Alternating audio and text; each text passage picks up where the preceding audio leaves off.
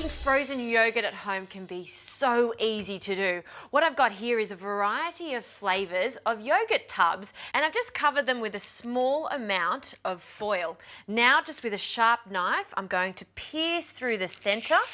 This is going to be for the ice cream stick.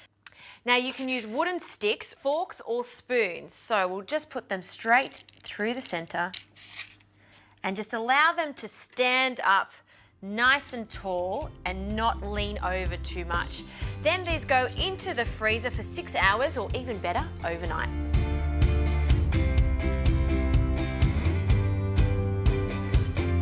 Okay, these are completely frozen, so now we need to take them out of the plastic container. They swell up a little bit, so that's why I always have some hot water in a bowl on standby. Then I'm just going to dunk it really briefly in the hot water, take it out, and then we can just simply squeeze the packet. And there you go, that comes off seamlessly. This is a fantastic snack for the kiddies in summer.